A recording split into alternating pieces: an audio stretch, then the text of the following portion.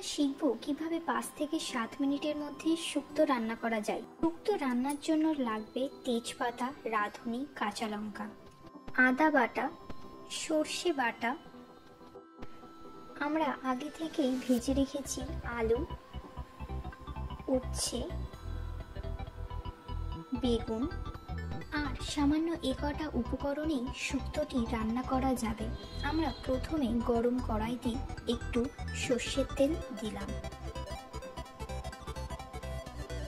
তারপর ফোড়ন হিসাবে রাঁধুনি, তেজপাতা দেওয়া হলো।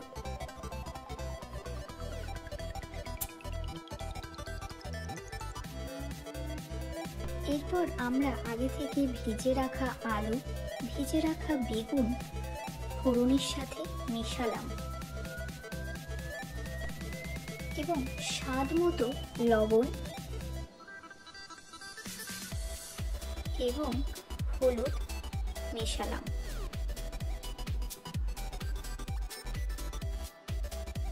উষ্ণ গরম জল মেশানো হলো।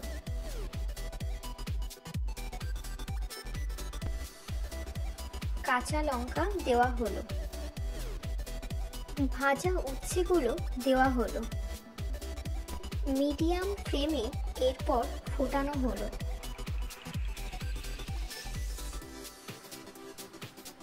এবং স্বাদ মতো একটু লবণ দেওয়া হলো। এইভাবে 2 থেকে 3 মিনিট ফোটানো হলো। এবার 1 চামচ আদা বাটা এবং সর্ষে বাটা দেওয়া হলো। আদা ও সর্ষে বাটাটিকে ভালো করে মিশিয়ে নেওয়া হলো।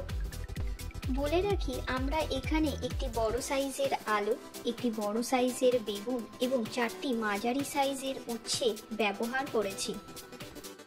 আমাদের শুক্তোটি প্রায় হয়ে এসেছে এবং নামানোর আগে 1 চামচ সর্ষের তেল দিয়ে দেওয়া হলো। এটি খুবই সুস্বাদু এবং স্বাস্থ্যকর একটি খাবার। আপনারা অবশ্যই এটিকে বাড়িতে চেষ্টা করতে পারেন। শুক্তো রান্নাটি প্রায় সম্পূর্ণ হয়ে এসেছে এবং তা পরিবেশনের জন্য প্রস্তুত হয়েছে। এটি তৈরি করতে খুবই অল্প সময় লাগে। আপনারা চাইলে বাড়িতে অবশ্যই চেষ্টা করবেন।